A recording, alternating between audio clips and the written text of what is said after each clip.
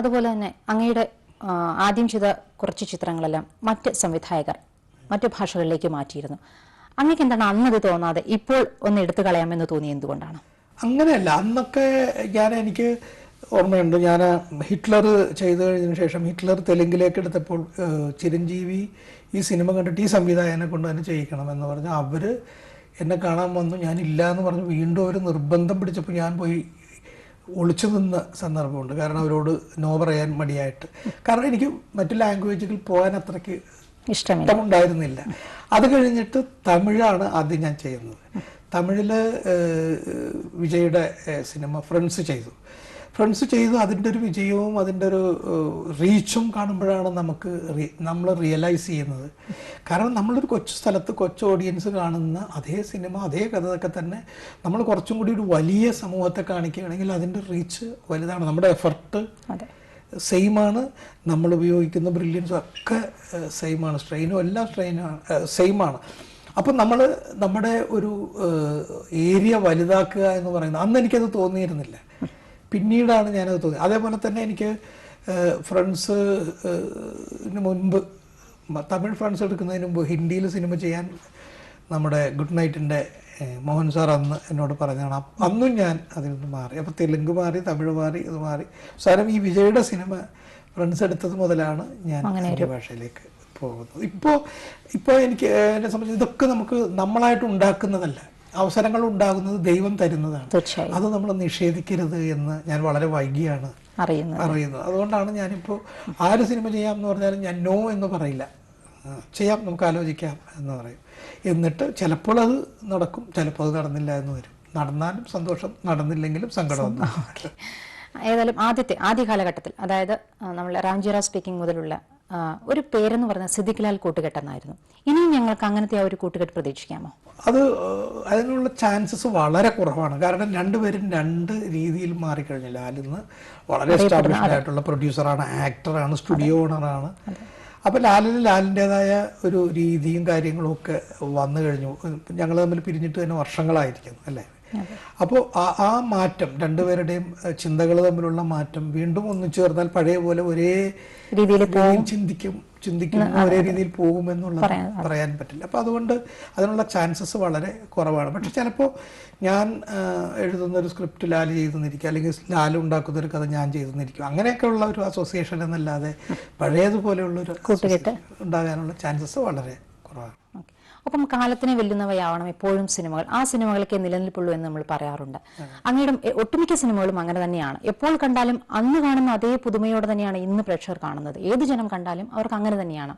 പക്ഷെ ഇന്നുണ്ടാകുന്ന സിനിമകൾ അങ്ങനെ ആവുന്നില്ല. ഇതെവിടെയാണ് നമുക്ക് പിഴച്ചു പോകുന്നത്? അങ്ങനെയല്ല, നമ്മളെല്ലാ സിനിമകളും ആ കാലഘട്ടത്തിന് വേണ്ടിയാണ് ഉണ്ടാക്കപ്പെടുന്നത്. നമുക്ക് അങ്ങനെ ഒരു 100 കൊല്ലത്തിനപ്പുറത്തേക്ക് ഈ സിനിമ കണ്ട് രസിക്കണമെന്ന് ആരും ഉദ്ദേശിച്ചിട്ട് ഇനി മറ്റുള്ളവരെ ഉണ്ടോയെന്ന് പറയും. എന്നെ സംബന്ധിച്ചിടത്തോളം എനിക്ക് ഒരു സിനിമയെ ഞാൻ സമീപിക്കുന്നത് എൻ്റെ സിനിമ ഇറങ്ങുന്ന ആ കാലഘട്ടമാണ് ഞാൻ മനസ്സിൽ കണ്ടിട്ടാണ് ആ സിനിമ ഉണ്ടാക്കുന്നത്. പിന്നെ അതിനപ്പുറത്തേക്ക് ആ സിനിമ പോകുന്നത് ആ സിനിമയുടെ സ്ട്രെങ്ത്താണ്. അതെന്തുകൊണ്ടാണ് സംഭവിക്കുന്നത് എന്ന് പറഞ്ഞാൽ ആ സിനിമയോടുള്ള സിൻസിയറായിട്ടുള്ള സമീപനമാണ്. ഏറ്റവും സിമ്പിളായിട്ട് സിനിമ എടുക്കുമ്പോഴാണ് അതെല്ലാ കാലത്തേക്കും നമുക്ക് ആപ്ലിക്കബിൾ ആകുന്നത്. അതേസമയത്ത് നമ്മൾ വളരെ സ്റ്റൈലൈസ്ഡ് ആയിട്ടുള്ള സിനിമ എടുത്തു കഴിഞ്ഞ് കഴിഞ്ഞാൽ ഈ സ്റ്റൈലൊക്കെ ഔട്ടാവും, മാറിപ്പോകും. അപ്പോൾ എപ്പോഴും സിമ്പിളായിട്ട് സിനിമ എടുത്തു പോകുമ്പോഴാണ് നമുക്ക് അടുത്ത തലമുറയും ആസ്വദിക്കുന്നത്. കാരണം അവർക്ക് ആ കാലഘട്ടത്തിലെ സിനിമ പോലെ തോന്നും. സിംപ്ലിസിറ്റിക്ക് എന്നും ഒരേ ഭാവമാണ്. ആ സമയത്ത് നമ്മൾ ജാടയായിട്ട് വളരെ ശിഷും കാര്യങ്ങളും മേക്കിങ്ങും സ്റ്റൈലും ഒക്കെ വെച്ച് കഴിഞ്ഞാൽ അതിനൊരു ടൈം പീരീഡ് ഉണ്ട്. ഇത്ര കാലമേ ഉള്ളൂ. അത് കഴിഞ്ഞാൽ ആ സ്റ്റൈൽ ഔട്ടാവും. അപ്പോൾ ഈ സിനിമ കാണുമ്പോൾ ആ കാലഘട്ടത്തിൽ തലമുറ എന്തേ കാണിച്ചിരിക്കുന്നത്, എന്തിനാ ഇങ്ങനെ വെട്ടിക്കുന്നത്, എന്തിനാ ഇങ്ങനെ എടുക്കുന്നത് എന്നൊക്കെ തോന്നും. അപ്പോൾ അതുകൊണ്ടാണ് ഞാൻ എപ്പോഴും ഞാനൊരു സിമ്പിൾ നറേഷനാണ്. എൻ്റെ സിനിമ കണ്ടാൽ ഇത് ആർക്കും എടുക്കാം എന്ന് തോന്നിപ്പോകും. ഒരുപാട് കോംപ്ലിക്കേഷനൊന്നുമില്ല. കഥയിൽ വല്ലാത്ത കോംപ്ലിക്കേഷൻസ് ഉണ്ടാകും, ട്വിസ്റ്റും ടേൺസും ഒക്കെ ഉണ്ടാകും. പക്ഷെ മേക്കിംഗ് ഞാൻ വളരെ സിമ്പിളാണ്. സിമ്പിൾ എന്ന് പറഞ്ഞാൽ ഏറ്റവും സിമ്പിൾ. അത് നമ്മൾ പറയുമ്പോൾ അത് അധികമാവുമെന്ന് എനിക്കറിയില്ല. സിമ്പിളായിട്ട് സിനിമ എടുക്കാനാണ് ഏറ്റവും പാട്. അത് ശരി. ഏറ്റവും സിമ്പിളായിട്ട് എടുക്കാൻ, ഏറ്റവും ലളിതമായിട്ട് കാര്യങ്ങൾ പറഞ്ഞ് മനസ്സിലാക്കി കൊടുക്കാൻ നല്ല പാടാണ്. എന്ന് പറയുന്നത് പോലെ തന്നെയാണ് ലളിതമായിട്ട് വളരെ സിമ്പിളായിട്ട് സിനിമ എടുക്കാനും നല്ല സ്ട്രെയിൻ ആവശ്യം. ഹാസ്യം എപ്പോഴും എളുപ്പമാണെന്ന് പറയുമ്പോൾ ഹാസ്യമാണ് ചെയ്യാൻ ഏറ്റവും ബുദ്ധിമുട്ടെന്ന് പലരും പറയാറുണ്ട്. അതുപോലെ തന്നെയായിരിക്കും ഈ ഒരു സിമ്പിളായിട്ട് സിനിമ എടുക്കുന്നതും ബുദ്ധിമുട്ടാണെന്ന് അങ്ങ് പറയുന്നതിനോട്. തീർച്ചയായിട്ടും ഹാസ്യം എടുക്കാൻ ബുദ്ധിമുട്ടാണ് എന്ന് പറയുന്നത് എന്തുകൊണ്ടാണെന്ന് പറഞ്ഞാൽ അതിൽ സ്കില്ലുള്ളവർക്ക് അതൊരു ബുദ്ധിമുട്ടല്ല, അവർക്കത് അവരുടെ ബ്ലഡിലുള്ളതാണ്. പറഞ്ഞു പോകുമ്പോൾ അങ്ങനെ വരും, അങ്ങനെ പറ്റൂ. അത് അവരുടെ ഒരു സ്റ്റൈലാണ് അത് പറ്റുന്നത്. പിന്നെ ഹാസ്യത്തിന് ഒരു ടൈമിങ്ങിൻ്റെതായ ഒരുപാട് സപ്പോർട്ട് വേണം. പെർഫെക്റ്റ് ടൈമിങ് അല്ലെങ്കിൽ ഹ്യൂമർ ഫലിക്കില്ല. പിന്നെ അതേപോലെ തന്നെ എപ്പോഴും വളരെ പെട്ടെന്ന് മടുക്കുന്ന സാധനവും ഹാസ്യമാണ്. ഒരേ തമാശ ഒരുപാട് വട്ടം പറഞ്ഞു കഴിഞ്ഞാൽ നമ്മൾ അവനെ ബോറൻ എന്നല്ലേ പറയാം. പക്ഷെ അങ്ങയുടെ സിനിമകൾ ഒരിക്കലും അങ്ങനെ വരാറില്ല. അതാണ് ഞാൻ ആദ്യമേ ചോദിച്ചത്, എന്തുകൊണ്ടാണ് ഹാസ്യത്തിലേക്കാണെങ്കിൽ കൂടി പക്ഷെ അങ്ങയുടെ സിനിമകൾ കാണുമ്പോഴും ഒരിക്കലും ഇത് ഞങ്ങൾ പണ്ട് കണ്ട ഒരു ഹാസ്യത്തിന്റെ മറ്റൊരു ഭാവം എന്ന് പറയുന്നില്ല. ഈ പുതിയ ഹാസ്യങ്ങൾ തേടി അങ്ങ് എവിടെ പോകുന്നു? അത് എന്തുകൊണ്ടാണ് ഞാൻ ഇപ്പോഴും സാധാരണ ആളുകളോടൊപ്പമാണ് സഞ്ചരിക്കുന്നത്.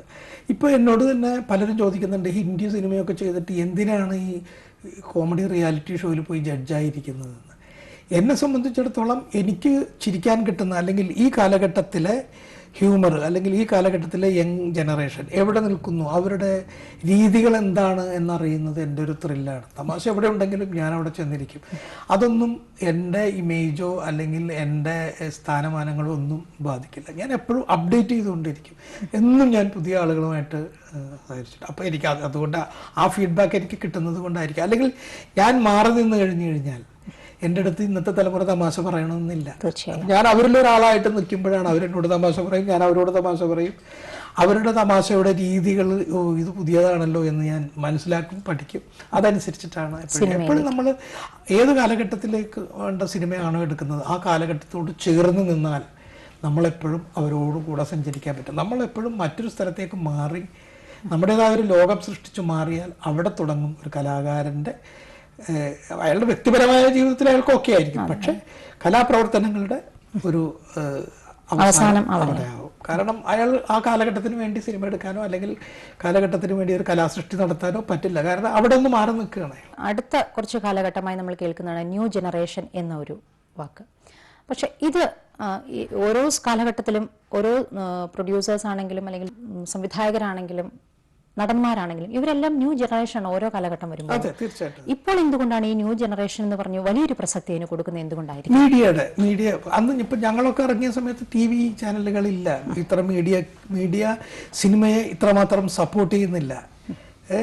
റാംജി റാവു പോലുള്ള ഒരു സിനിമ വൻ സൂപ്പർ ഹിറ്റ് ഈ കാലഘട്ടത്തിലാണ് എടുത്തിരുന്നതെങ്കിൽ ആ ഡയറക്ടേഴ്സിന്റെ ഒരു ലെവൽ എന്തായിരിക്കും? ചാനലുകളിൽ നിറഞ്ഞു നിൽക്കും, മീഡിയകളിൽ നിറഞ്ഞു നിൽക്കും, അല്ലേ? ഒരു സൂപ്പർ ഹിറ്റ് സിനിമ ഉണ്ടായി കഴിഞ്ഞാൽ അന്ന് റാംജി റാവുവിന് ശേഷം ഞങ്ങൾക്ക് രണ്ടാമതൊരു സിനിമ കിട്ടിയിട്ടില്ല. അത്രയും വലിയ ഹിറ്റ് ഉണ്ടാക്കി. അതാണ് കാലഘട്ടത്തിന്റെ ഒരു മാറ്റമാണ്.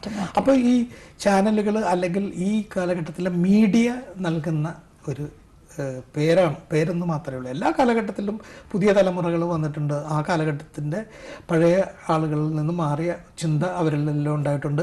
അതൊക്കെ തന്നെയാണ് ഇവിടെ വലിയ ചേഞ്ചസ് വരുത്തിയിട്ടുള്ളത്. മഞ്ഞിൽ വിരിഞ്ഞ പൂക്കൾ ഒരു ന്യൂ ജനറേഷൻ സിനിമയാണ്. അതുപോലെ തന്നെയാണ് ഭരതൻ സാറും മോഹൻ സാറും ഒക്കെ വന്നത് ആ കാലഘട്ടത്തിലുള്ള പതിവ് രീതിയിൽ നിന്ന് മാറി ചിന്തിച്ചിട്ടാണ് അവരുടെ സിനിമ വന്നത്. അതിനുശേഷം വീണ്ടും കമലും ഒക്കെ വന്നു. അതിനുശേഷം ഞങ്ങൾ വന്നു, പിന്നീട് ലാൽ ജോസ്. അപ്പോൾ ഇപ്പോൾ പുതിയ സംവിധായകർ, അങ്ങനെ ഒരുപാട് പേര് എല്ലാ കാലഘട്ടത്തിലും വന്നുകൊണ്ടിരിക്കും. പക്ഷെ ഈ ന്യൂ ജനറേഷൻ എന്ന പേര് കൊടുത്തത് ഈ പറയുന്ന മീഡിയയാണ്. തുറന്നു പറയുകയാണെങ്കിൽ ഒരു ബെർമൂഡയും ഒരു ടീഷർട്ടും ഒരല്പം അശ്ലീല പദവും ഉപയോഗിച്ചാൽ അതൊരു പുതിയ തലമുറയുടെ സിനിമയായി എന്ന് പറയുന്ന ഒരു സംസ്കാരത്തിലേക്ക് നമ്മൾ പോയിക്കൊണ്ടിരിക്കുന്നു. ഇത് എത്രമാത്രം നമുക്ക് അംഗീകരിക്കുന്നത്? പ്രത്യേകിച്ച് നമ്മളുടെ ഒരു മലയാളിയുടെ ഒരു കാഴ്ചപ്പാടെല്ലാം വേറെയാണ്. തീർച്ചയായിട്ടും ഇങ്ങനെയൊരു സംസ്കാരം വരുമ്പോൾ ഇത് മലയാളി എത്രമാത്രം സ്വീകരിക്കും?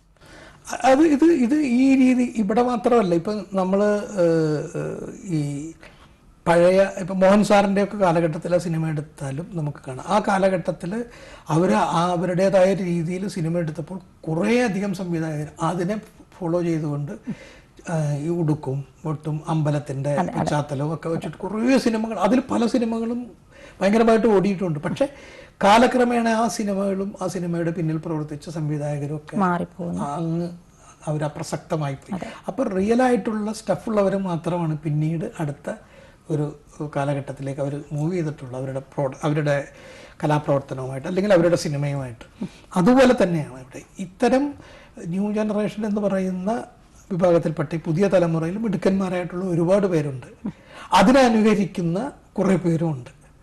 അപ്പോൾ ഇത് അത് തിരിഞ്ഞു കിട്ടും. ഈ നമ്മൾ അരിക്കുന്നത് പോലെയാണ്. ഇതിൽ കഴിവുള്ളവർ മാത്രം പിടിച്ചു നിന്ന് അങ്ങനെ പോകും. ഈ അനുകരിക്കുന്നവർ അങ്ങനെ ഇത് തന്നെ കാണിച്ച് അല്ലെങ്കിൽ അടുത്ത ആളുകളെ അനുകരിച്ച് അവർ ആ സ്ഥലത്ത് തന്നെ നിന്ന് അവർ ഇല്ലാതായി പോകും, അല്ലെങ്കിൽ വിസ്മൃതിയിൽ കണ്ടുപോകും. അപ്പം കഴിവാണ്. അപ്പോൾ ഇത് എല്ലാ കാലഘട്ടത്തിലും സംഭവിക്കുന്നുണ്ട്. പിന്നെ മടുപ്പ് എന്ന് പറയുന്നത് ഒരു ചെറിയ കാര്യമല്ല. ഒരേ രീതിയിലുള്ള സിനിമകൾ കണ്ട് വരുമ്പോൾ ഒരു മാറ്റം, അത് ചിലപ്പോൾ സംഭാഷണങ്ങളിലുള്ള അശ്ലീലം പോലും ആ മാറ്റം കൊണ്ടാണ് ചിലപ്പോൾ ശ്രദ്ധിക്കപ്പെടുന്നത്. കാരണം വളരെ മാന്യമായിട്ടും കുടുംബ സദസ്സുകളിൽ പറയാവുന്ന ഡയലോഗുകളുമായിട്ട് പോകുന്ന സിനിമകൾ കണ്ട് ഇപ്പോൾ എന്തായാലും അമൃതായാലും ഒരുപാട് നേരം അത് തന്നെ ഭക്ഷിച്ചുകൊണ്ടിരുന്നാൽ മടുക്കും എന്ന് പറയുന്നത് പോലെ ആ മടുപ്പിൽ നിന്നാണ് എങ്കിലും എന്ത് ചെയ്യാം, ഇനി കുറച്ച് തെറി പറയാം എന്ന് പറഞ്ഞിട്ട് ഇവർ തിരിയുന്നത്. അത് പെട്ടെന്ന് ഈ മാറ്റത്തിൻ്റെ പേരിൽ, ഈ ഒരു ചേഞ്ചിൻ്റെ പേരിൽ ആളുകൾക്കത് ആക്സെപ്റ്റഡ് ആവുകയും കുറച്ച് കാലത്തേക്ക്. അപ്പോൾ എല്ലാവരും വിചാരിക്കും തെറി പറഞ്ഞാലാണ് ഇനി സിനിമ കൂടുക എന്ന് പറഞ്ഞിട്ട് ബാക്കി എല്ലാവരും ബർമുടയിട്ട് തെറിയും പറഞ്ഞിറങ്ങുകയാണ്. അപ്പോഴേക്കും അത് അടുത്ത സ്ഥലത്തേക്ക് കഴിവുള്ളവർ അവിടെ നിന്ന് പോയിട്ടുണ്ടാവും. അപ്പോൾ ശ്രദ്ധിക്കപ്പെടാൻ വേണ്ടി ചെയ്യുന്നതാണ്. അത് നിലനിൽപ്പ് അധികം ഉണ്ടാവില്ല. അതിനകത്ത് കണ്ടന്റ് ഉണ്ടെങ്കിൽ നിൽക്കും, അല്ലെങ്കിൽ അതാവട്ടോ. കണ്ടന്റ് തന്നെയാണ് ഒരു സിനിമയെ നിലനിർത്തുന്നത്. കുറേ കാലം കഴിയുമ്പോൾ നമുക്ക് സ്റ്റൈലല്ല, അഭിനയമല്ല നമ്മുടെ സിനിമയെ ഓർമ്മിക്കപ്പെടുന്നത്, അതിൻ്റെ കണ്ടന്റ് തന്നെയാണ്. ആ സിനിമയുടെ കഥയും ആ കഥ അല്ലെങ്കിൽ ആ സിനിമ നമ്മളിൽ ഉണ്ടാക്കിയ ഇമ്പാക്റ്റിനെയും ബേസ് ചെയ്തുകൊണ്ട് തന്നെയാണ് ആ സിനിമയുടെ നിലനിൽപ്പ്.